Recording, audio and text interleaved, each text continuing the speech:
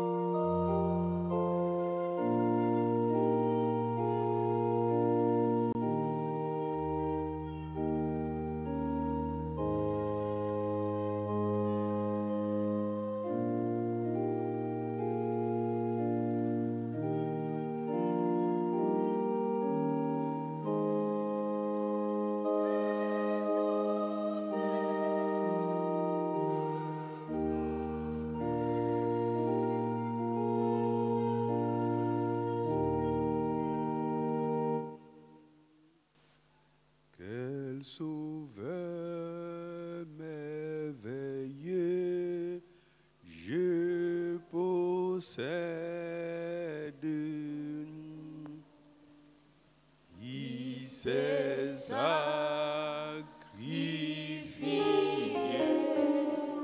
pour moi.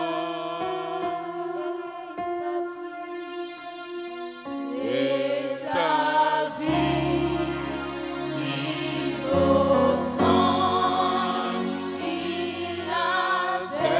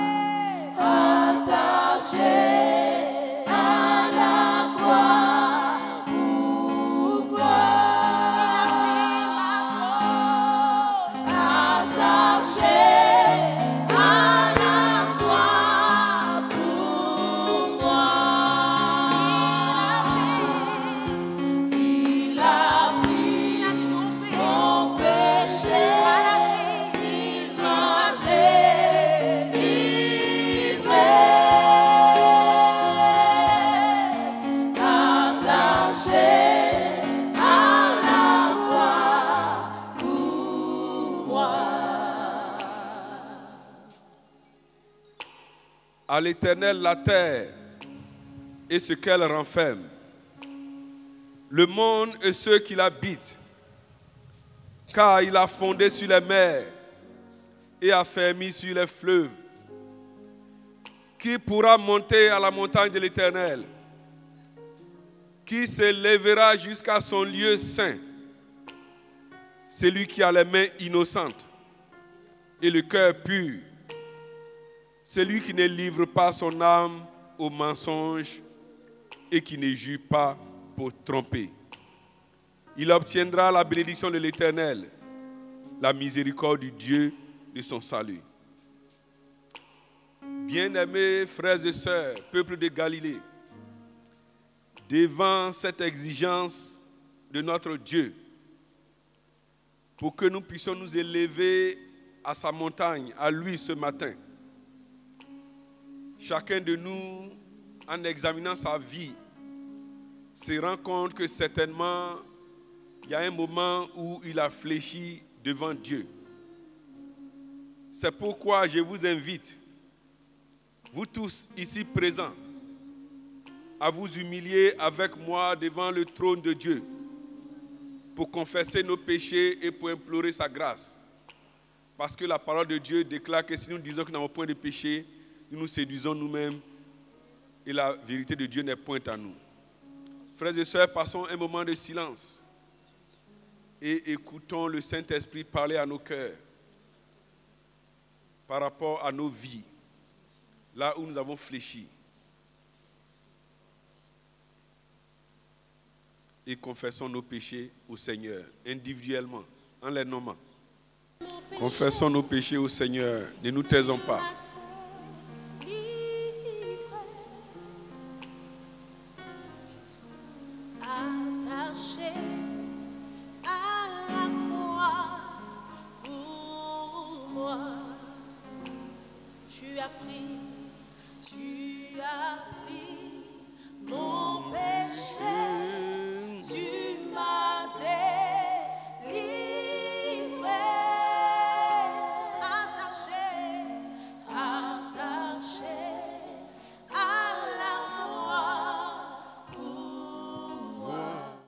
Bien-aimés, rejoignons-nous tous dans la prière de confession générale des péchés en disant ensemble: Père Tout-Puissant et très miséricordieux, égarés, et nous sommes éloignés de tes sentiers, comme des brebis perdues, suivi les projets et les désirs de notre propre cœur. Nous avons violé tes lois saintes.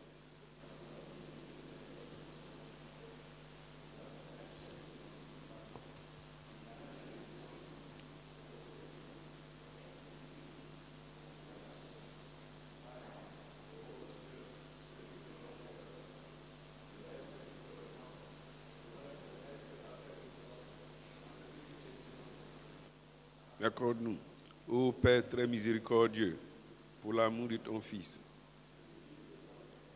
une vie de piété et de sobriété à la gloire de ton Saint-Nom.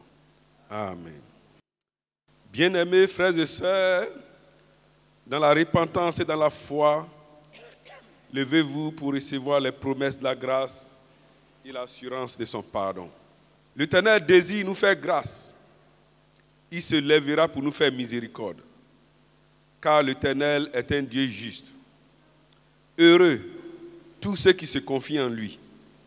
Le Dieu Tout-Puissant, le Père de notre Seigneur Jésus-Christ, pardonne à tous ceux qui se répandent et se convertissent à lui.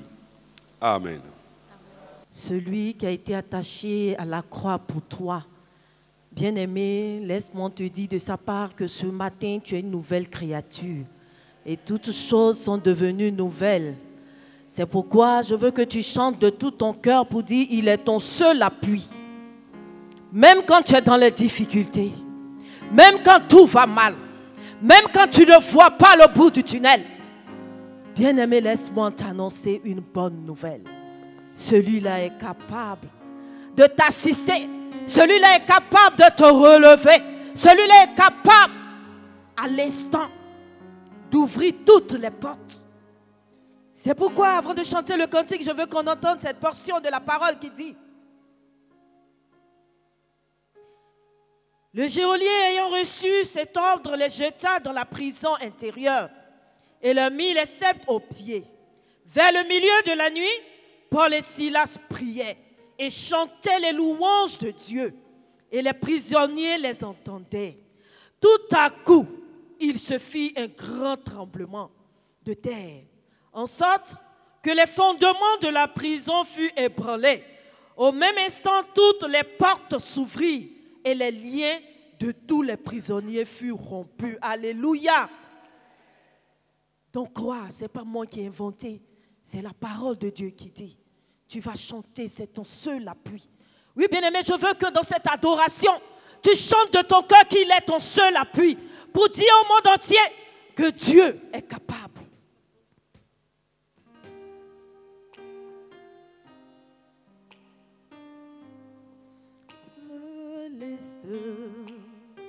Jésus seul, Jésus seul, mon seul appui, c'est l'ami céleste. Jésus seul, Jésus seul, les ans s'en vont, cet ami me reste. Jésus seul, Jésus seul, cet ami qu'on aimait à l'âme, oui Seigneur. Son amour guérit ma douleur. Oui, bien-aimé, sa main essuie toutes tes larmes. Doux sauveur,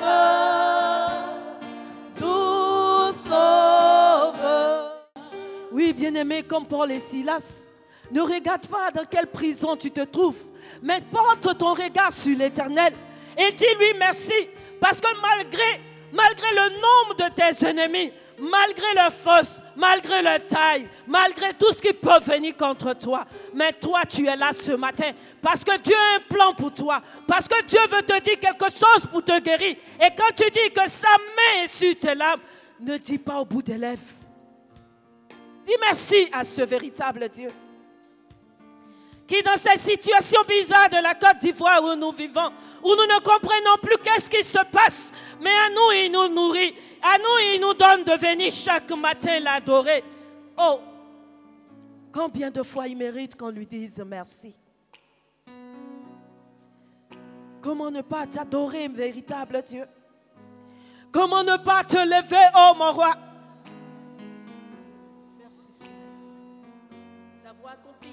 Bien-aimé, ne te tais pas, parle à ton Dieu. Ce matin, dis-toi que tu es venu toucher le véritable Dieu.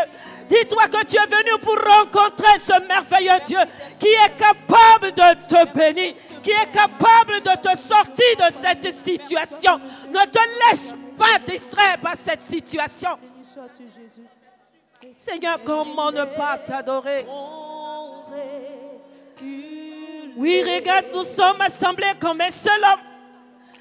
Comme ce seul lépreux qui revient devant toi pour te dire merci. Et nous savons que ce matin, nous serons sauvés. Parce que tu nous as sauvés depuis à la croix, Seigneur. Oh!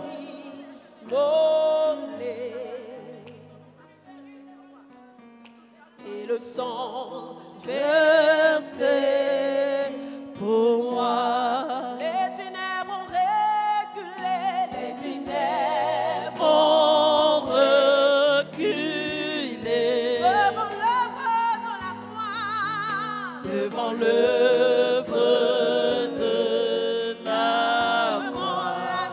L'agneau immolé.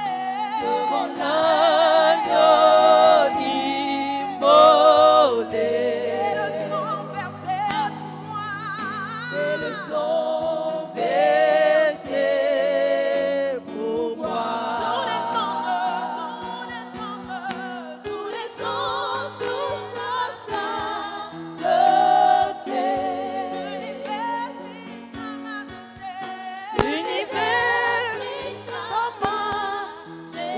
Bien-aimé, crie sa majesté. Oui, nous chantons gloire et puissance. Force et louange. Oui, à toi l'agneau immolé. À toi l'agneau immolé, oh Dieu. À l'agneau. Immolé.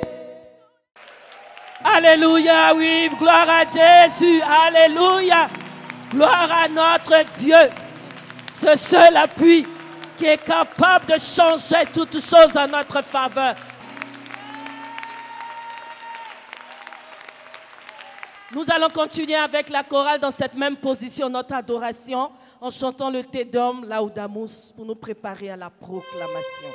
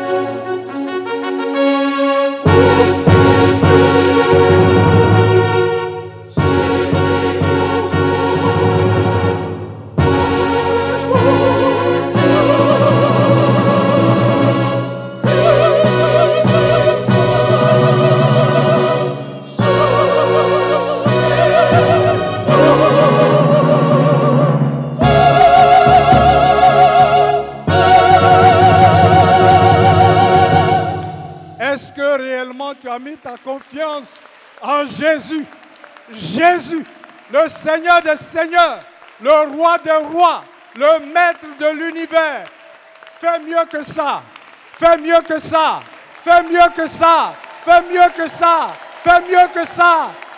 Il tient tout dans sa main. Alléluia.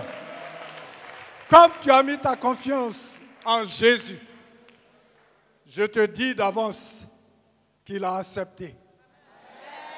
Il a accepté. Amen. C'est pourquoi lui aussi va te confirmer qu'il t'apporte sa sécurité. Je dis qu'il t'apporte sa sécurité. Prenons nos Bibles. Prenons nos Bibles. Prends ta Bible. Le psaume 59. Prends ta Bible. Psaume numéro 59. Nous allons proclamer toutes les strophes. Prends ta Bible. Tu as la page avec moi? Je dis, tu as la page avec moi, réponds-moi. Amen. Frères et sœurs, je bénis le nom du Seigneur qui nous permet de prendre part à ce culte et de partager ce psaume avec chacun d'entre nous. Nous savons que nous sommes dans la période qu'on appelle l'automne. Or, l'automne, c'est le déclin de la vie. Et nous entrerons à partir du 20, 21, 22 dans la période appelée l'hiver, qui est la cessation de la vie, qui veut dire la mort. Gloire à Dieu. Tu as besoin d'être assuré par la sécurité de Dieu. J'ai expérimenté ce psaume et c'est vrai ce qui est écrit à l'intérieur. Prends cela et quand tu vas entendre les chiens hurler d'une certaine manière, lève-toi et ordonne. Et si c'est des chiens normaux, tu verras.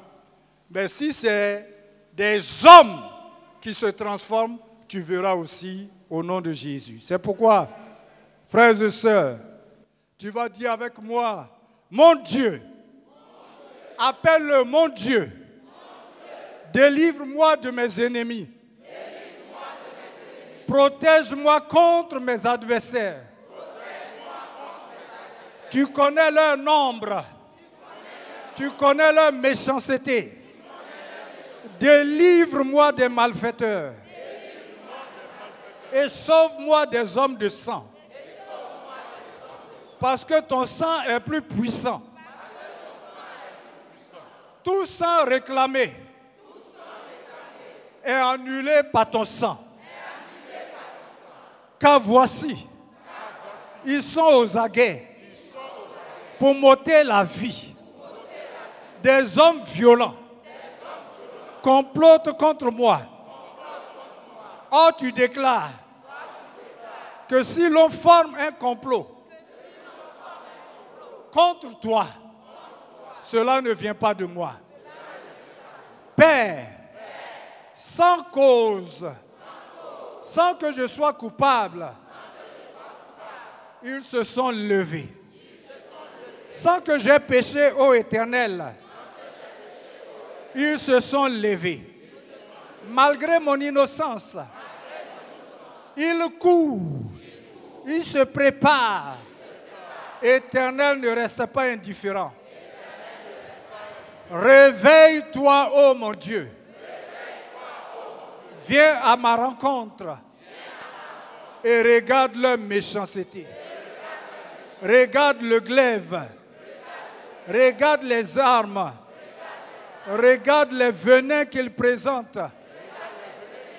Toi, Éternel, Dieu des armées, Dieu de beau sang, Dieu de beau sang, lève-toi pour châtier tous les sorciers, tous les mystiques, tous les démons.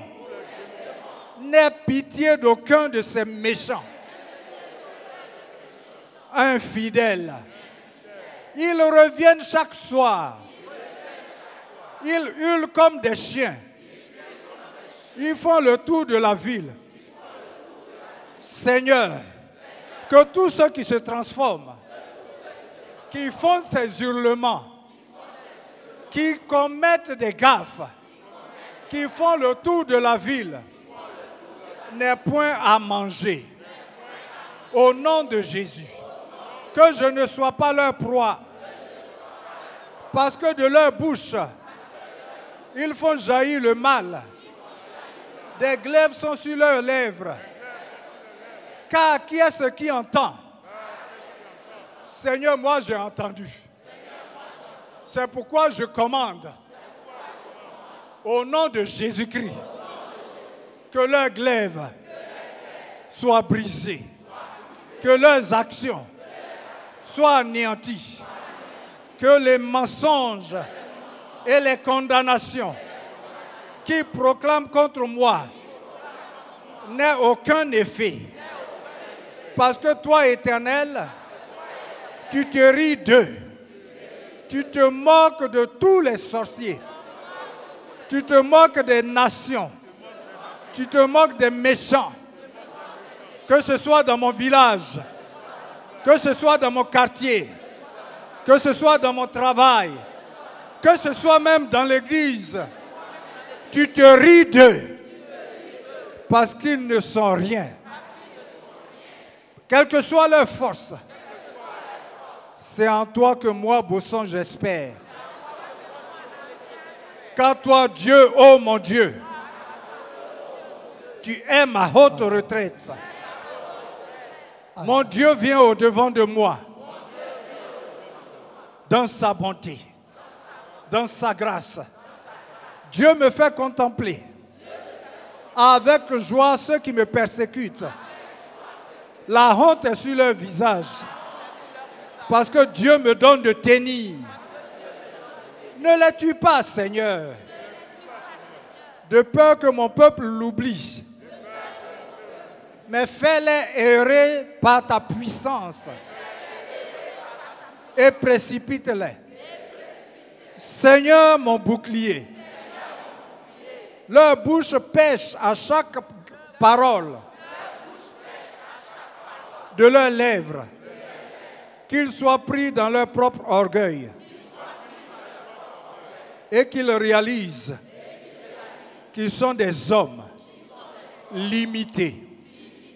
Ils ne profèrent que malédiction et mensonges. Détruis-les dans ta fureur. Détruis-les et qu'ils ne soient plus. Qu'ils sachent que Dieu règne sur Bosson jusqu'aux extrémités de la terre. Ils reviennent chaque soir. Ils hurlent comme des chiens. Ils font le tour de la ville. Ils errent ça et là, cherchant leur nourriture. Et ils passent la nuit sans être rassasiés. Seigneur, tous ceux qui s'engagent sur cette voie, qu'ils soient comme ta parole déclare. Mais moi, Bosson Mida, pour la gloire de ton nom, pour ta sécurité, je chanterai ta force. Je chanterai ta force. Oui, comme ce matin, je célébrerai ta bonté. Car tu es pour moi une haute retraite. Un refuge au jour de ma détresse. Oh, ma force. C'est toi que je célébrerai. Car Dieu, mon Dieu, tout bon est ma haute retraite. Reprends encore. Car Dieu, mon Dieu, tout bon est ma haute retraite. Encore une dernière fois. Car Dieu, mon Dieu, tout bon est ma haute retraite. Amen.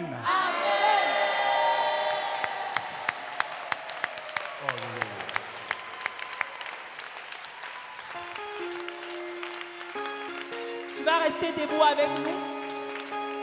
Et tu vas commencer à dire ceci. Dis à ton voisin, c'est géré.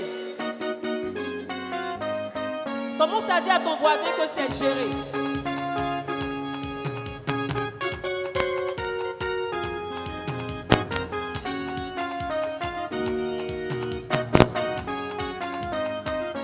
Quand je vais dire, tu viens avec ton javelot, tu vas dire c'est géré.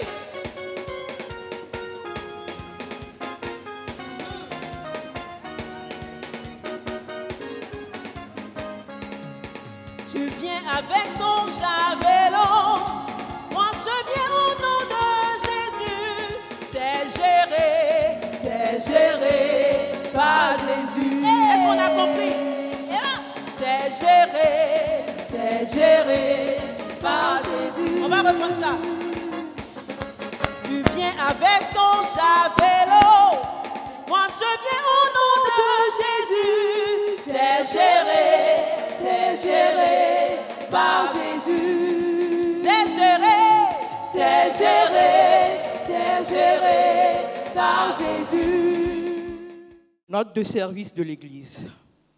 La grâce et la paix de Dieu en Jésus-Christ vous soient abondamment communiquées. Nous venons par la présence informer le peuple méthodiste de Côte d'Ivoire que par récépissé de déclaration du ministère de l'Intérieur et de la Sécurité portant modification de la dénomination du bureau exécutif et des statuts de l'association culturelle dénommée Église méthodiste unie de Côte d'Ivoire, en date du 9 octobre 2024, notre Église, l'Église méthodiste de Côte d'Ivoire, vient d'acter sa sortie officielle et définitive de l'Église méthodiste unie du monde. La page est légalement et définitivement tournée. En tirant les conséquences de cette réalité, nous venons vous demander d'observer les diligences suivantes dans tous les districts sur toute l'étendue du territoire national. 1. L'abandon définitif de l'affichage public et l'usage du logo de l'Église méthodiste unie, à savoir la croix et la flamme, dans les districts, circuits, églises locales, départements et institutions de l'Église méthodiste de Côte d'Ivoire. 2. L'arrêt du port public des appareils liturgiques que sont les étoles, étoilettes et pendantes saisonnières des pasteurs, catéchistes et prédicateurs laïcs, les bandes sur les aubes des présidents des laïcs nationaux et des districts, les encolures des choristes, chefs et maîtres de chorale. 3. L'arrêt du port des uniformes en groupe portant le logo, la croix et la flamme de l'Église méthodiste unie lors des cultes et cérémonies de l'Église. 4. Une copie du récépissé de déclaration du ministère de l'Intérieur et de la Sécurité peuvent être sollicitées à tout moment pour la régularisation au titre de l'Église méthodiste de Côte d'Ivoire de toutes les propriétés et acquisitions pour les dossiers d'acquisition de nouveaux terrains ainsi que pour toutes les procédures de certificat de mutation au nom de l'Église méthodiste de Côte d'Ivoire pour les ACD déjà obtenus. Retenons tout simplement que la raison de ces recommandations nous est dictée par le fait que l'Église méthodiste unie existe toujours dans le monde, mais nous n'en sommes plus membres. Afficher ou porter le logo, la flamme, la croix et la flamme nous expose désormais à une confusion d'exigences juridiques préjudiciables et à un risque de poursuite judiciaire par l'Église méthodiste unie. Les surintendants des districts, les responsables des organes, structures, départements et institutions de l'Église méthodiste de Côte d'Ivoire sont chargés, en ce qui les concerne, de suivre l'exécution de ces importantes recommandations. Recevez nos salutations pastorales et fraternelles fait à Abidjan le 26 novembre 2024, le secrétaire de la conférence, le très révérend pasteur Isaac Bodji. Alors, pour expliquer, pour donner un peu plus de profondeur au courrier qui vient d'être lu tout à l'heure, vous devez savoir que l'Église méthodiste de Côte d'Ivoire a pris une importante décision, celle de sortir de la grande famille de l'Église méthodiste unie mondiale. Je vais prendre une image pour que vous puissiez la comprendre. Quand vous avez vécu avec un homme, je vais parler des femmes, quand vous avez vécu avec un homme et que vous avez fait votre effort, ça n'a pas marché et que vous êtes allé jusqu'au divorce, vous êtes en droit de ne plus porter son nom. On ne va plus vous appeler Madame X. vous allez reporter votre nom de jeune fille. Et l'église méthodiste de Côte d'Ivoire va reporter son nom de jeune fille. C'est Église méthodiste de Côte d'Ivoire. Amen. Et pour ce fait, pour que nous soyons en phase avec la décision que nous avons prise, la note qui vient d'être lue veut dire que désormais, dans nos différentes paroisses, dans nos différentes communautés, on ne doit plus voir apparaître le symbole, le logo, la flamme et la croix. La flamme et la croix. Parce que la flamme et la croix appartiennent à une église qui existe encore, qu'on appelle l'église méthodiste unie au niveau mondial. Ce qui veut dire que dans toutes les manifestations que nous aurons, ou dans tous les rassemblements publics que nous allons avoir, nous sommes obligés par le devoir et en droit de ne plus afficher publiquement ce logo. La deuxième implication, c'est au niveau des officiants et de tous ceux qui participent au service liturgique, chorale, diacre, groupe de louanges, l'habillement des autels et tout ce que nous avons au niveau de la communauté, même les responsables de structures au niveau des districts, désormais dans nos accoutrements, dans notre manière de nous habiller, on ne doit plus faire apparaître ce logo. Parce que si nous le faisons apparaître, nous pouvons suivre les obligations et les affres de la justice. On peut porter plainte contre nous pour utilisation frauduleuse de ce logo-là. Donc, pour ne pas aller à l'encontre des décisions que nous-mêmes avons prises, on nous exhorte, chers frères et sœurs, à ne plus les porter. C'est pourquoi vous allez constater ce matin que l'autel a changé de couleur. La chorale liturgique, veuillez vous tenir debout, regardez la chorale liturgique, regardez les encolures, voilà, les encolures de la chorale liturgique ont totalement changé. L'autre implication, c'est que désormais, quand nous serons en groupe, par exemple, nous avons une activité comme Rameau, Galilée, on ne va plus vous demander de porter les uniformes de manière ensemble avec le logo et la flamme. On ne doit plus afficher cela. On doit porter autre uniforme que cela. Et la quatrième implication, dès l'instant où nous changeons de dénomination, ou dès l'instant où nous adoptons une nouvelle dénomination, ça veut dire que nos documents administratifs doivent être mis à jour. Tout ce que nous avons comme documents de paternité au niveau des terrains, au niveau des temples, au niveau des champs, tout ce que l'Église a comme propriété, il faut mettre à jour ces documents. Il faut mettre à jour ces documents. C'est la raison pour laquelle la circulaire nous dit que le récépissé de déclaration du nouveau nom est disponible.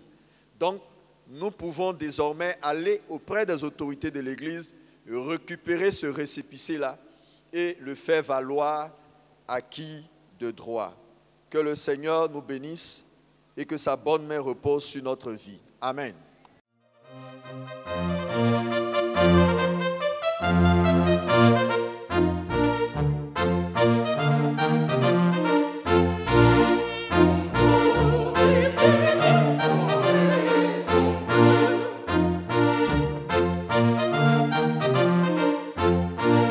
Oh,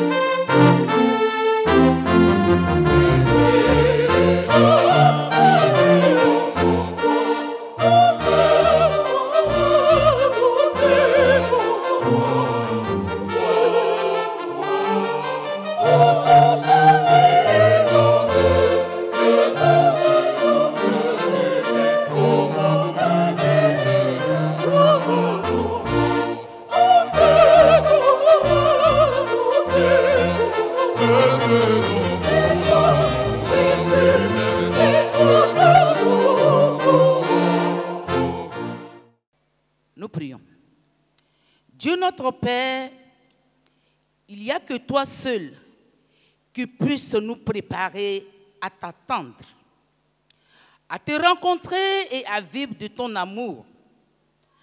Permets que ta parole aiguise notre entente et nous donne de ne pas rater le rendez-vous de ta venue. Que ton esprit nous y aide. Amen. Amen. Alors pour la circonstance, nous avons une seule lecture que nous trouvons dans l'Ancien Testament, précisément dans le livre poétique de Job. Job, numéro 5, les vers 8 au vers 12. Et nous lisons dans la version Louis II. Nous lisons la parole de Dieu. Pour moi, j'aurai recours à Dieu. Et c'est à Dieu que j'exposerai ma cause.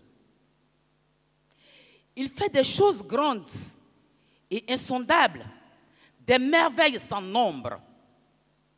Il répand la pluie sur la terre et envoie l'eau sur les campagnes. Il relève des humbles et délivre les affligés. Enfin, le verset 12, il anéantit les projets des hommes rusés et leurs mains ne peuvent les accomplir. Seigneur, ta parole est vérité et vie. Sanctifie-nous par cette vérité au nom de Jésus. Amen.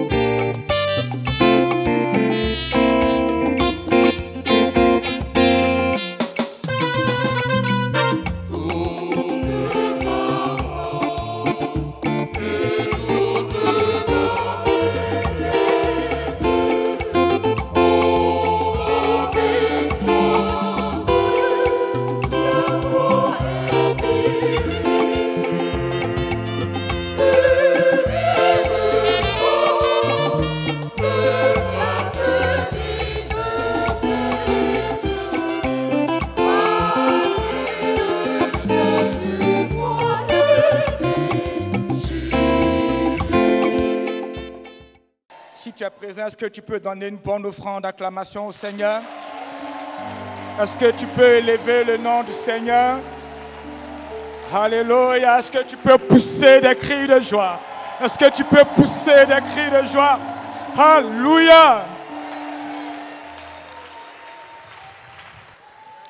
Est-ce que tu peux le proclamer avec foi? Que par la foi. Tu peux le proclamer par la foi. Par la foi. Par la foi. Par la foi, mon Rédempteur, mon Rédempteur, mon Rédempteur me rendra plus que vainqueur. Me rendra plus que vainqueur. Seigneur, tu nous convoques ce matin à tes pieds. Et nous confessons que sans toi, nous ne pouvons rien faire. Ta parole était au commencement. Et par elle, toutes choses ont été faites. Viens ce matin, que ce qui est de l'homme se taise et que toi tu parles à ton peuple et que ta présence nous fasse du bien. Donne-nous d'expérimenter le Dieu qui secoue, le Dieu qui entend, le Dieu qui délivre, le Dieu qui libère, le Dieu qui guérit, le Dieu qui restaure, le Dieu qui entend, le Dieu qui exauce. Père, nous disons qu'à Galilée, nous avons vu le Messie ressuscité. Ce matin, tu es présent. Et ce matin, tu veux, Seigneur, prendre le contrôle de l'atmosphère de ce lieu. Ce matin, tu es présent. Et tu veux nous conduire dans tes voies. Nous voulons prier que ce qui est de l'homme se taise. Ce qui est de la chair disparaisse. Saint-Esprit, prends contrôle, s'il te plaît. Saint-Esprit, fais ton œuvre parmi nous, nous t'en supplions. Nous nous soumettons à ton autorité. Abba, Père, que la gloire, que l'honneur, que la majesté te reviennent. Au nom de Jésus. Amen. Amen. Peuple de Dieu, soyez salués au nom de Jésus de Nazareth. Notre thème ce matin dit, je plaiderai ma cause devant l'Éternel. Dis à ton voisin, je plaiderai ma cause devant l'Éternel. Dis-lui, il n'a pas dit, je plaiderai ma cause à mon pasteur. Dis-lui. Dis-lui, il n'a pas dit, plaide ta cause à ton pasteur. Il a dit, plaide ta cause à qui? Tu dois parler de ton affaire à qui? C'est à qui tu dois aller discuter de ton affaire? C'est un prophète? C'est un apôtre? Tu dois chercher un serviteur de Dieu? C'est Eliphaz qui donnait des conseils à son ami Job. En fait, ils étaient 3 amis qui sont venus parce qu'ils ont appris un état difficile dans lequel se trouvait leur ami Job. Je vais parler ce matin de souffrance et je vais parler ce matin de prière. Est-ce qu'on peut parler de souffrance? Ai-je le droit même de parler de malheur d'autrui? Est-ce que c'est des sujets qui sont étrangers à l'Église? Ne faut-il pas se taire?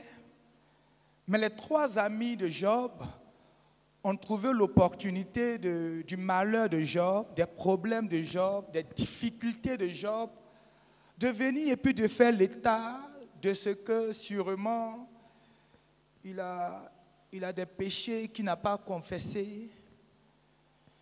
En fait, c'est parce qu'il vit mal qu'il traverse ce qu'il est en train de vivre. Frères et sœurs, ce matin, devons-nous parler de souffrance quand nous sommes en proie à des doutes, à des difficultés et à des combats? Quoique nous appartenons à cette église bénie, quoique nous apportons notre dîme, nous donnons à la moisson. Mais il arrive encore des situations pour lesquelles nous nous demandons, pourquoi moi? Seigneur, où es-tu? Dois-je attendre encore? Dois-je aller regarder ailleurs? N'entends-tu pas mes prières? Eliphaz prend le soin de nous dire dans le verset 7 qu'on n'a pas lu, mais juste avant le verset 8, que l'homme naît pour souffrir. Waouh! L'homme naît pour souffrir. Et sa vie est comme une étincelle. Pour montrer combien notre vie est éphémère, combien elle ne vaut pas grande chose. Et comment est-ce que la souffrance est au quotidien de l'homme. La difficulté est au quotidien de l'homme. Mais c'est le même Eliphaz qui propose à son ami Job. Il dit pour moi. Tu peux dire avec moi, pour moi.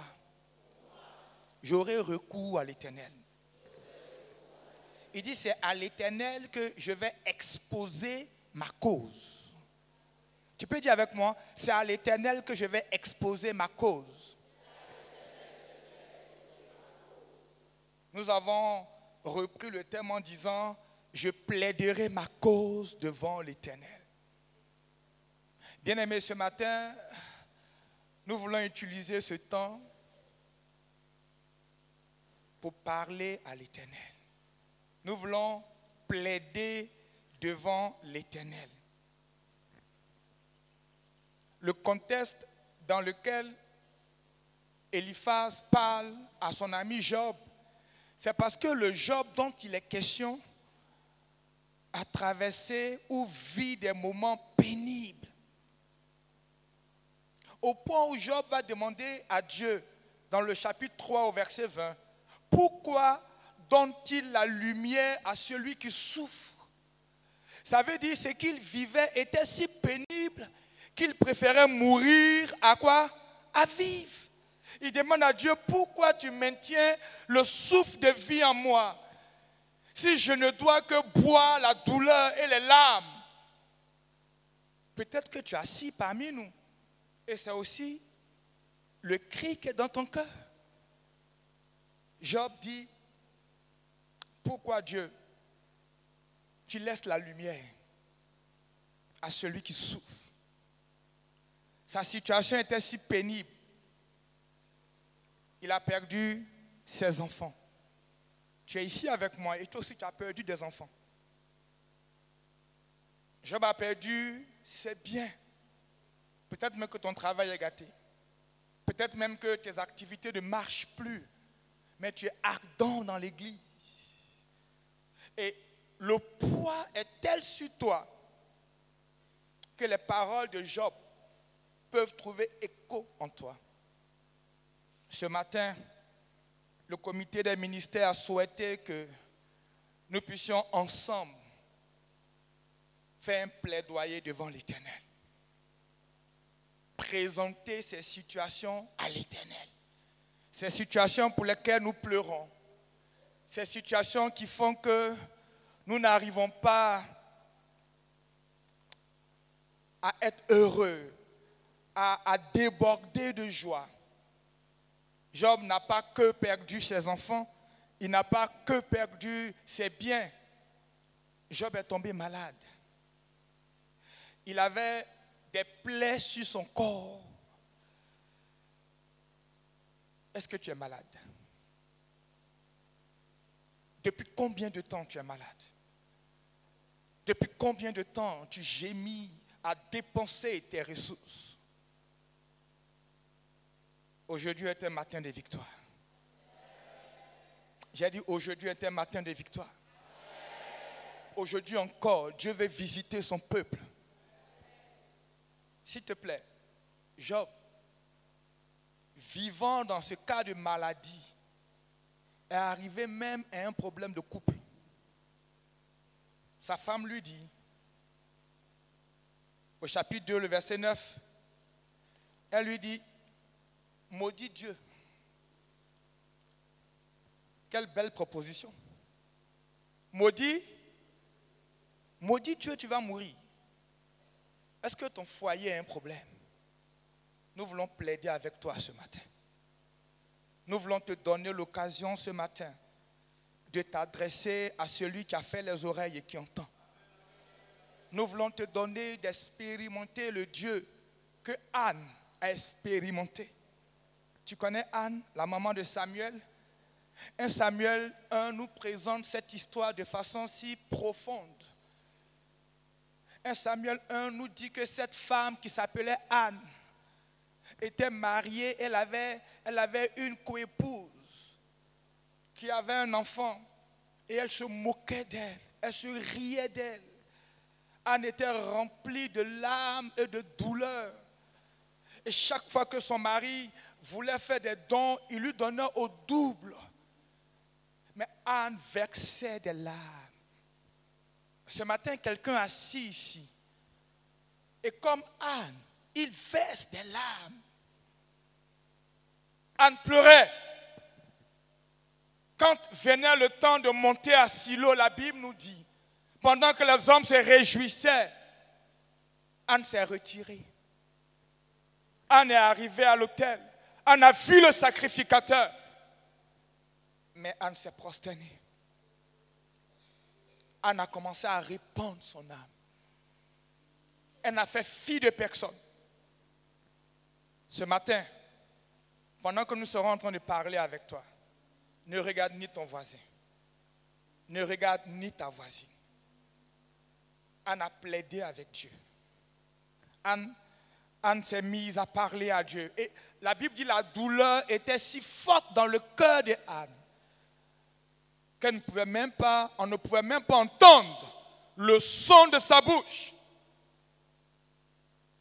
L'homme de Dieu l'a vue, l'a prise pour une femme qui s'est enivrée et qui s'est retrouvée à l'autel. Mais Anne dit, c'est de la douleur de son cœur qu'elle a parlé à l'Éternel. Est-ce que tu es venu ce matin en ce lieu avec une peine? Est-ce que tu es venu ici avec une douleur? Et ça, quelque chose qui te révolte? Je peux te rassurer que ce matin, l'Éternel va entendre ta voix. Si seulement tu acceptes de t'ouvrir à lui. Si seulement tu acceptes de crier à lui. Eliphaz dit, pour moi, j'aurai recours à l'Éternel. C'est à lui que je vais exposer. C'est à lui que je vais faire connaître ma situation. Tu veux faire connaître ta situation à qui? Tu veux parler de ton sujet à qui? L'homme est limité.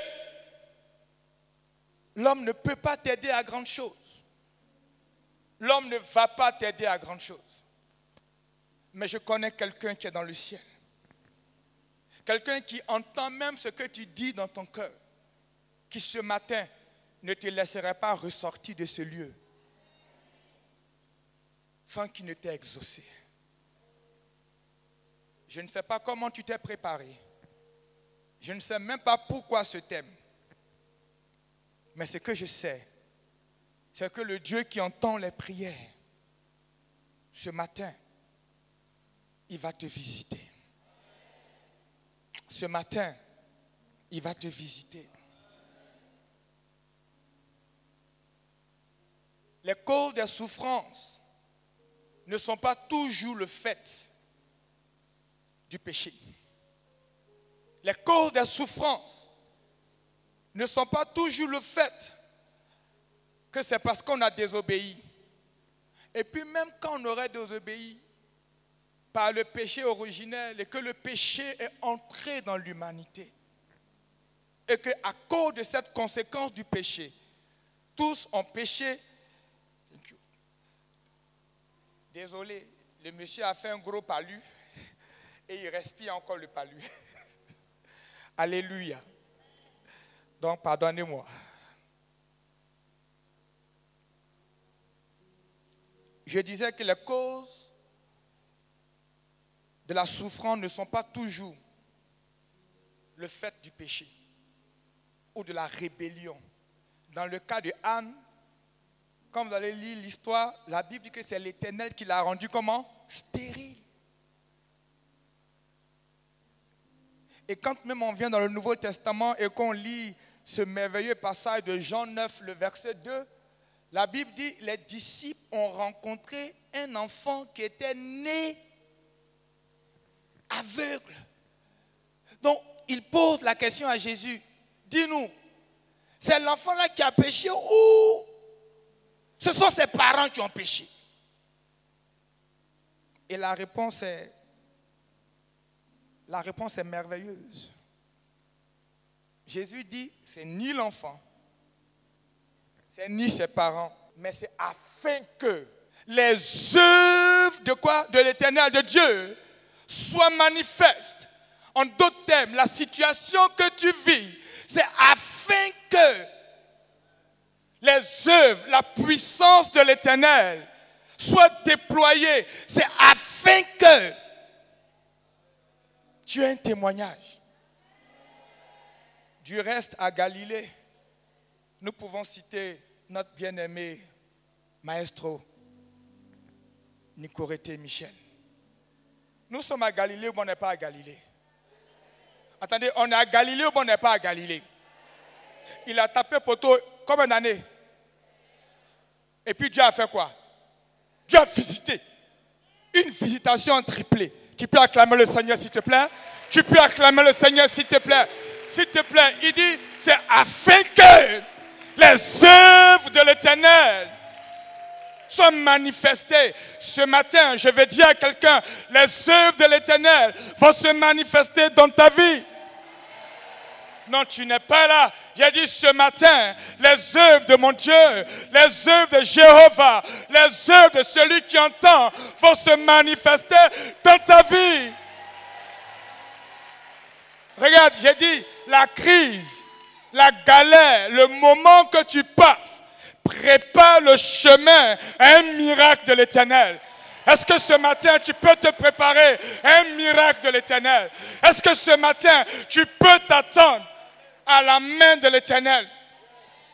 Quand tu lis la Bible, Anne, dans le chapitre 1 de 1 Samuel, quand elle revient parler de Dieu, dans 1 Samuel chapitre 2, elle présente Dieu d'une manière extraordinaire.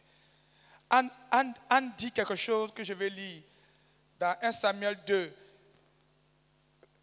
dans le verset 4. Elle dit,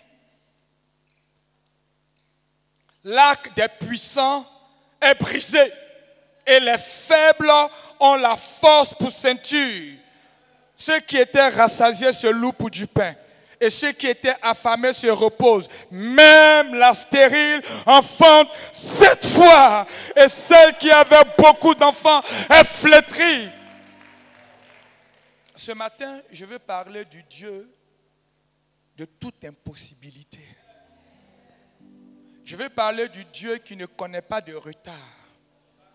Je veux parler du Dieu qui fait au-delà et infiniment au-delà de ce à quoi tu peux penser et imaginer. Je ne sais pas ce que tu vis, mais Dieu sait. Pour Job, on lui a dit, attends, ton affaire là, apparemment l'homme ne peut rien faire dedans. Tu ferais mieux de plaider avec Dieu. Le prophète Ésaïe nous présente Jésus, sauveur, comme quoi? L'homme de quoi? L'homme de douleur.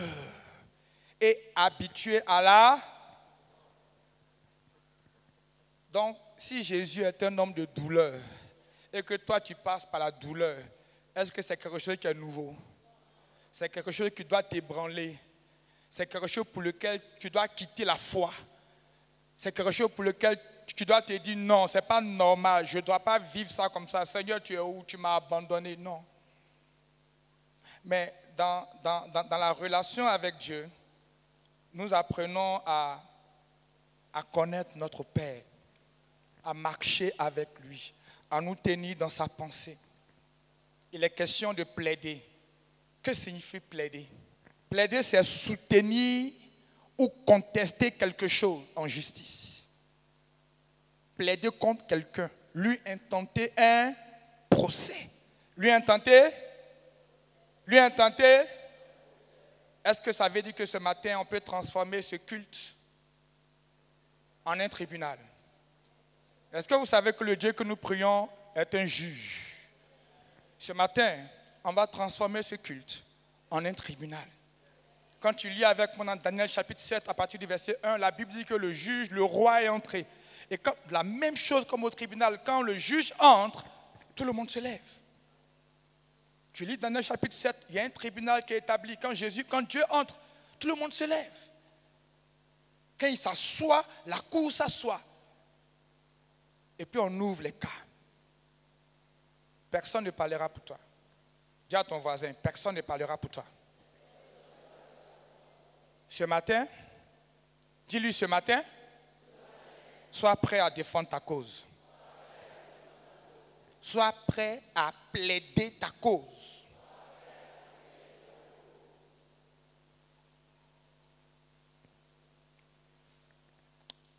On a parlé déjà de 1 Samuel chapitre 1 avec le cas de Anne. Si on partait dans le cas de Esther, dans le chapitre 4 du livre d'Esther, dans les versets 16 à 17. Je n'ouvre pas parce qu'on connaît, je donne les passages pour sauver mon temps, pour qu'on prie. Alléluia. Dans Esther 4, il y a eu un décret, un homme méchant qui s'appelait Aman, qui a fait sortir avec la complicité du roi un décret pour exterminer Israël. Quand Mardochée a pris la cendre, il a couru pour venir appeler Esther, pour inviter Esther à intervenir. Esther lui rappelle que selon la loi des Perses et des Messes, c'est ça, hein? Des Mèdes et des Perses, elle n'a pas le droit d'entrer dans la cour du roi. Sinon, s'il ne lui tend pas le sceptre, elle peut en mourir. Mardochée lui a dit, jeune fille, tu parles bien, mais tu ne parles pas fort. Et puis ce qui est bizarre, il est venu vers Esther, hein, quand elle lui dit non, au lieu de partir tout doucement, il dit, jeune fille, tu ne parles pas bien, mais tu sais, le secours viendra. Aïe, aïe, aïe, aïe. Il dit, c'est pas grave, le secours viendra. Mais toi, hey, elle a commencé à réfléchir. Tonton, attends d'abord. Alléluia. Mardochée était convaincu que le décret de mort qui pèse sur eux, s'ils se lèvent dans la prière, s'ils plaident sa cause, la délivrance viendra. Esther va dire donc, va, rassemble le peuple, jeûnez 3 jours, et puis après j'irai vers le roi. Donc dans plaider sa cause, on peut jeûner. Quand la situation mérite qu'on jeûne, on peut se retirer. On peut prendre du temps pour parler à Dieu. Quand Esther, dans le chapitre 5, entre les versets 1 à 4, a fini de jeûner, la Bible dit, elle est allée vers le roi aussitôt. Quelqu'un dit avec moi aussitôt. Aussitôt. Elle n'avait même pas encore parlé. Aussitôt. La Bible dit, elle a trouvé grâce. Vrai ou faux? Elle a trouvé quoi? Le roi a tendu son sceptre. Et puis il dit, femme, quelle est ta demande? Est-ce que tu as entendu? Il dit quoi? Il dit quoi? Quelle est ta demande? Puis-je me permettre ce matin par le Saint-Esprit de te demander, quel est ton sujet? Qu'est-ce que tu veux demander à l'Éternel? Le roi lui dit, fût-il la moitié de mon royaume, je te le donne.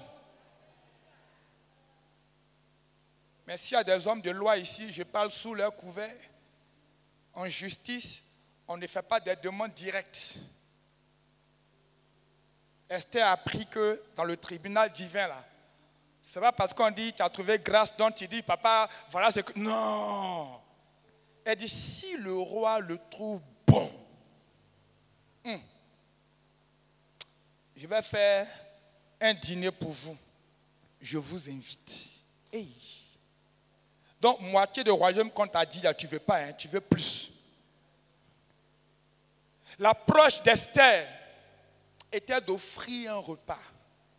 Ok, on va dire, peut-être le premier jour, s'il mange, elle fera sa demande, vrai ou faux. Donc, le plaidoyer peut durer plusieurs jours. Le premier jour, il mange, il est rassasié, et puis tenez-vous bien, elle a invité qui à la table du roi? L'ennemi. Oh, tout à l'heure, Papa Bosson, dans le psaume qu'il a proclamé, a dit, il ne faut pas que nos ennemis meurent. N'est-ce pas? Ils doivent vivre pour voir ce que l'Éternel va faire de toi. Oh, Pénina qui se moquait de Anne. Est-ce qu'elle n'a pas vu Anne embrasser son fils? Regarde, tes ennemis verront ce que l'Éternel fera de toi. Ceux qui se moquent de toi verront ce que l'Éternel fera de toi. Oh, je peux te rassurer de la part de l'Éternel. Il ne ment point. Il n'est jamais en retard. Il est fidèle. Il est fidèle.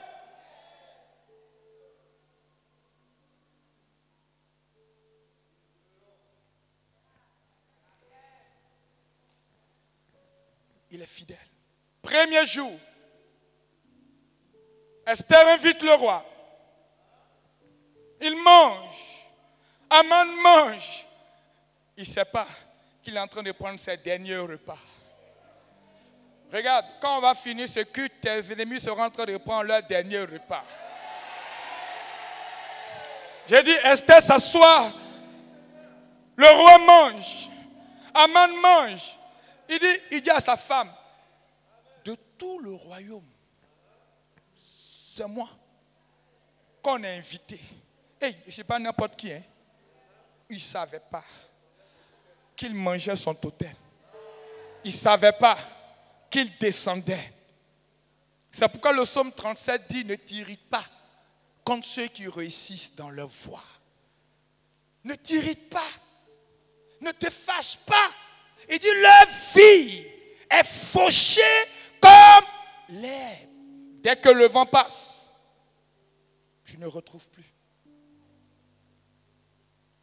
Deuxième jour, il mange. Mais tu as vu, au troisième jour, quand Aman a fini de manger, il est parti en même temps pour la potence. En d'autres termes, ce qu'ils avaient prévu pour toi, ça va leur être destiné. Ce qu'ils avaient réservé pour toi, ça va leur être quoi? Destiné. Bien-aimé, quand tu lis la parole et quand tu lis la Bible et quand tu possèdes ta parole, tu n'as pas à frémir. Tu n'as pas à trembler. Peut-être je vais terminer les études des cas avec Luc 18, où la Bible nous rapporte cette belle histoire de cette femme, cette veuve, dans Luc 18, les versets 1 à 8. La Bible dit qu'elle faisait quoi? C'était une pauvre, elle était veuve. Et elle allait vers qui? Vers un juge qui était présenté comment? Méchant, sans cœur. Un juge qui ne se tient pas dans la justice lui-même. Quand la maman l'a parlé une fois qu'elle n'a pas eu gain de cause, elle a jeté l'éponge. Qu'est-ce qu'elle a fait? Elle a persévéré. Donc, dans plaider là, il y a prié, il y a jeûné, il y a persévéré. Cette femme a persévéré au point où le juge dit, si je ne règle pas l'affaire de la femme là, si je ne lui fais pas justice, qu'est-ce qu'elle va faire? Il dit, elle va casser ma tête. C'est pas ce qui est écrit. Mais je vais lire quand même le verset 7 et le verset 8. Hier, j'en discutais avec mon épouse en préparant le message. Et puis, heureusement que c'est moi le prédicateur. Alléluia. Dis amen fort.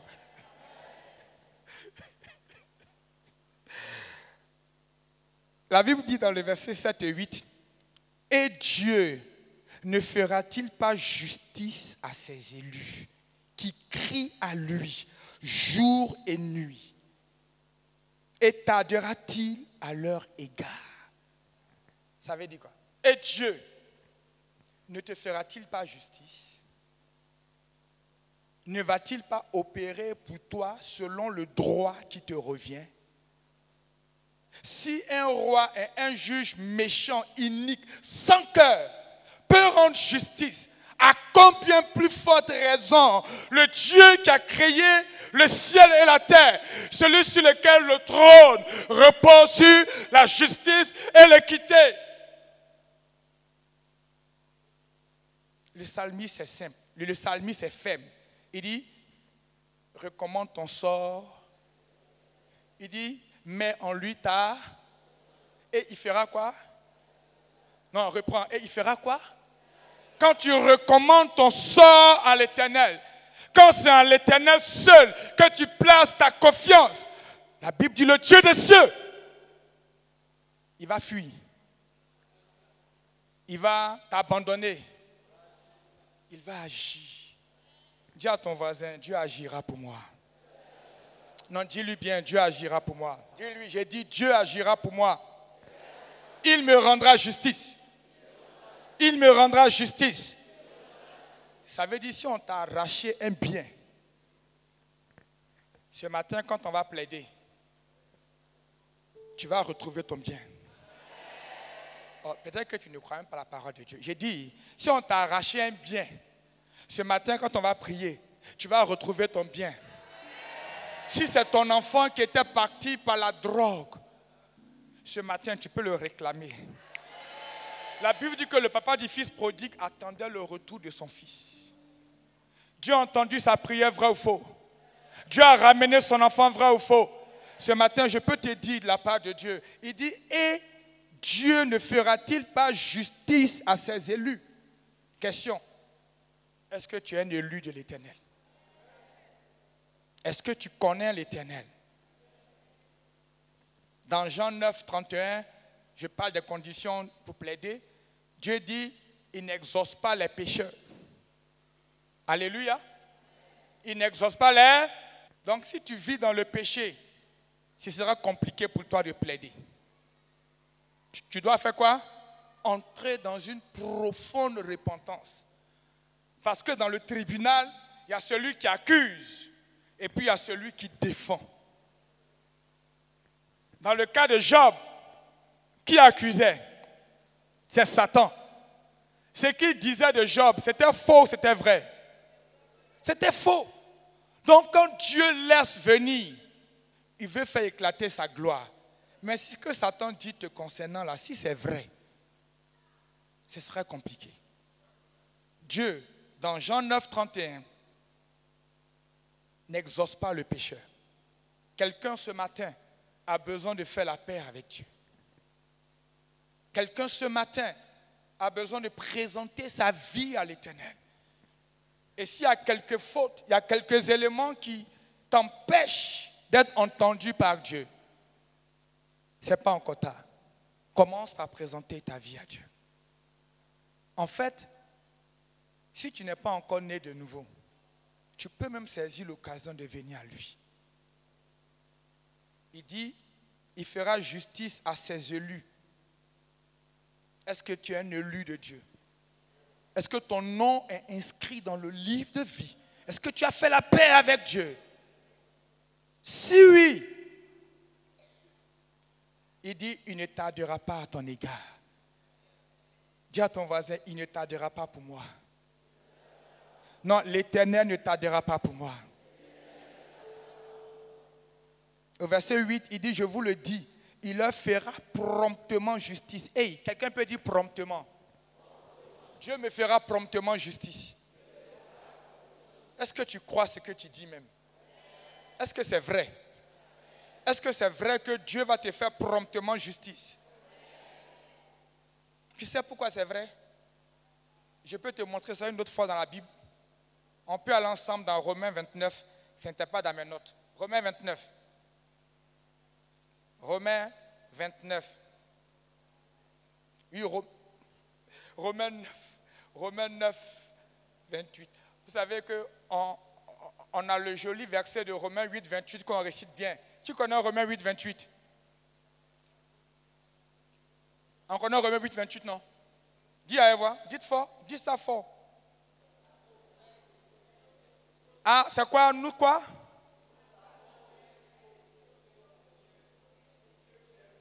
Ok? Amen. Maintenant, regardez ce que Romains 9, 28 dit. Romains 9, 28 dit quoi?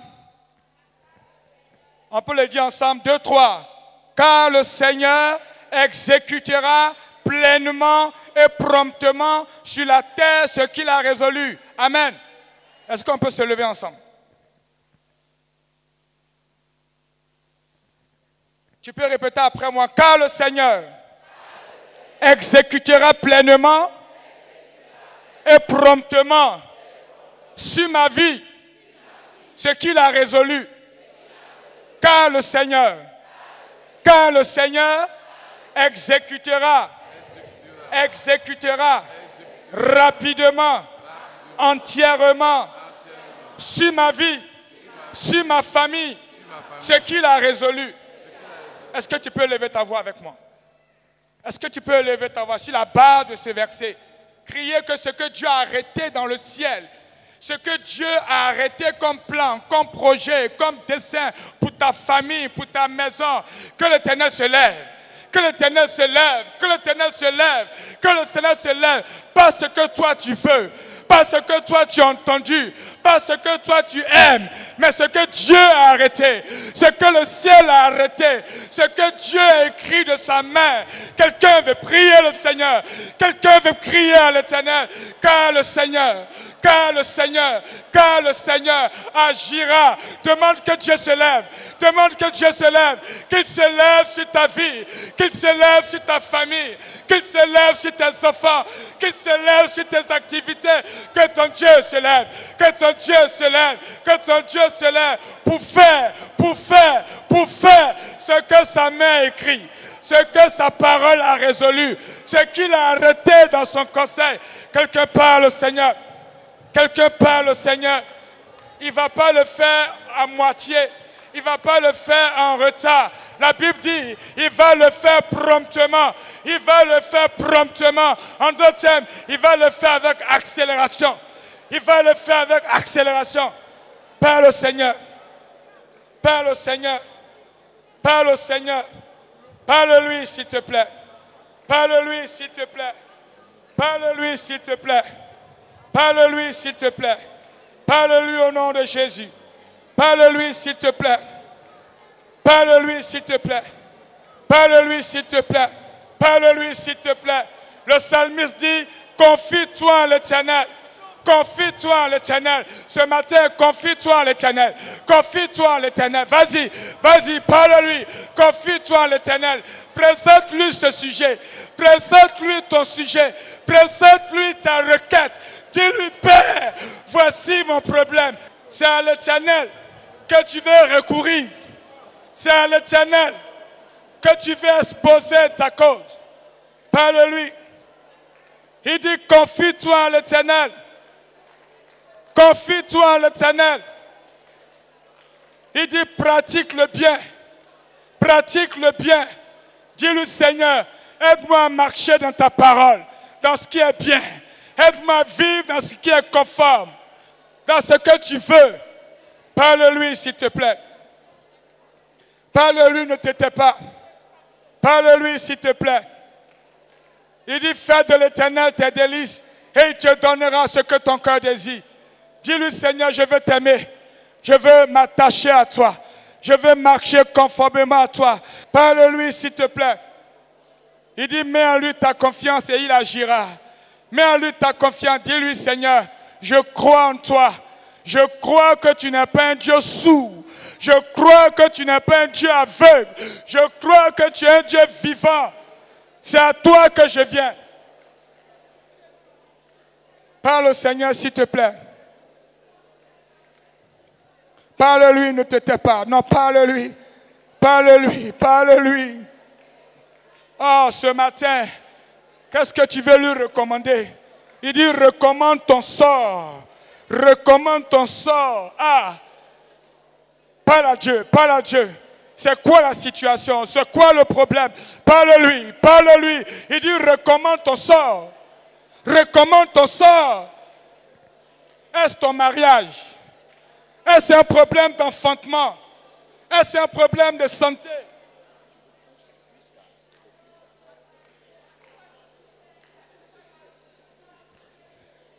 Recommande ton sort à l'Éternel. Recommande ton sort. Recommande ton sort. Parle à Dieu. Parle à Dieu. C'est quoi ton problème ce matin?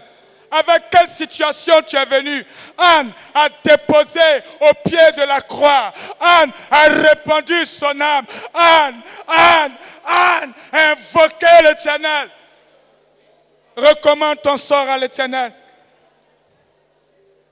Il dit, mets en lui ta confiance et il agira. Au verset 6, il dit, il fera paraître ta justice. Demande que Dieu fasse paraître ta justice. Demande que Dieu fasse paraître ta justice. Dieu, fais paraître ma justice.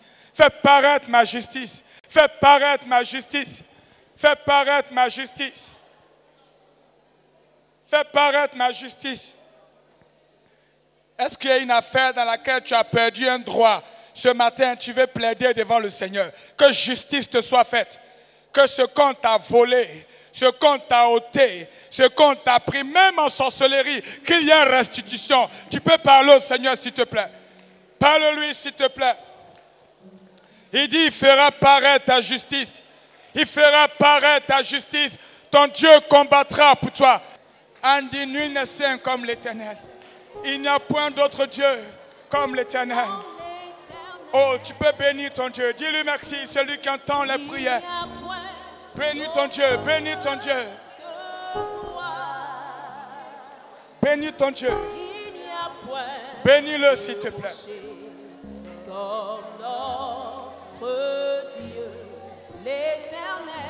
Non, bénis ton Dieu. Nul n'est saint. Nul n'est saint. Comme l'Éternel. Oh, il n'y a point d'autre Dieu que toi.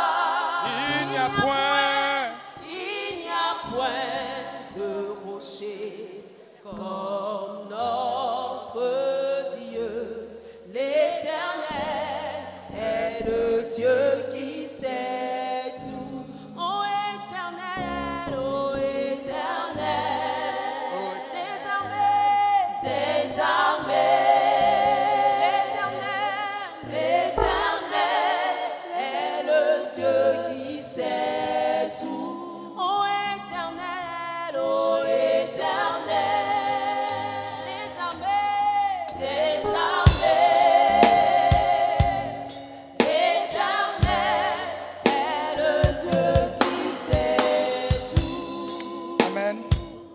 Amen. Tu peux répéter après moi. L'Éternel connaît mes jours. L'Éternel connaît mes jours. Et connaît mon héritage. Mon héritage dure à toujours. Je ne serai plus dans la confusion. Le temps du malheur est passé. Un jour nouveau se lève sur ma vie. Une saison nouvelle se lève sur ma vie. J'entre dans ma destinée. J'entre dans ce pourquoi Dieu m'a créé. L'Éternel m'y conduit. L'Éternel a fermé mes pas. L'Éternel a fermé mes pas. Ma joie en l'Éternel est débordante. Béni sois-tu, Père. Merci pour ton amour. Merci pour ta fidélité. Que la gloire te revienne. Au nom de Jésus. Amen. Amen. Tu peux acclamer plus fort que ça pour le nom de Jésus. Tu peux pousser des cris de joie vers le nom de Jésus. Alléluia. Alléluia. Dans cette même position, est-ce qu'ensemble nous pouvons dire la prière que le Seigneur nous a enseignée? Notre Père qui es aux cieux. Que ton nom soit sanctifié, que ton règne vienne, que ta volonté soit faite sur la terre comme au ciel. Donne-nous aujourd'hui notre pain de ce jour. Pardonne-nous nos offenses, comme nous pardonnons aussi à ceux qui nous ont offensés. Et ne nous soumets pas à la tentation, mais délivre-nous du mal, car c'est à toi qu'appartient le règne, la puissance et la gloire au siècle des siècles. Nous avons deux offrandes ce matin, l'offrande ordinaire et l'offrande pour la santé intégrale. Sous la direction de la chorale, nous allons apporter nos offrandes au Seigneur.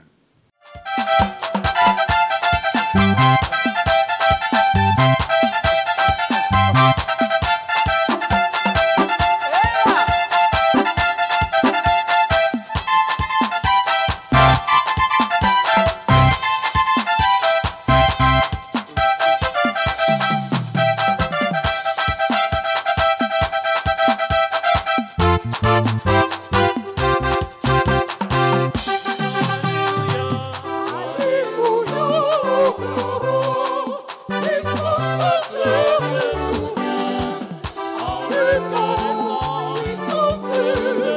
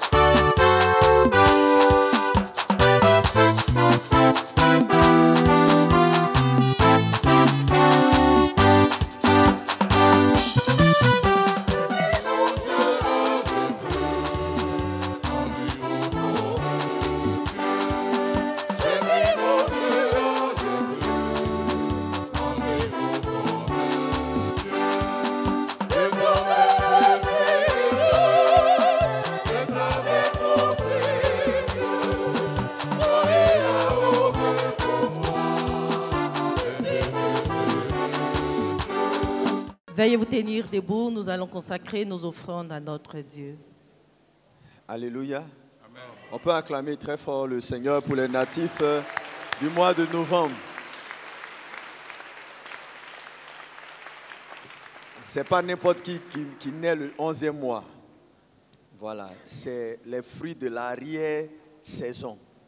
Donc, ce n'est pas n'importe qui. Donc, quand tu es né le 11e mois, c'est 10 plus 1. On peut acclamer très fort le Seigneur pour leur vie. Que votre bénédiction soit 10 plus 1. Que votre bénédiction soit 10 plus 1. Amen. Et que la bénédiction de l'Éternel soit votre partage et que vous soyez en supériorité au-dessus et jamais en bas au nom de Jésus. Amen. Nous prions avec la prédicatrice. Veuillez vous tenir debout, s'il vous plaît. Éternel notre Dieu, nous voulons te dire merci comme ce seul lépreux que tu as sauvé, tu as guéri, qui est revenu à tes pieds. Voici nos offrandes, Éternel, des armées que nous déposons à tes pieds. Daigne les bénir et permettre qu'ils servent à l'avancement de ton règne ici-bas, pour la gloire de ton saint nom. Amen.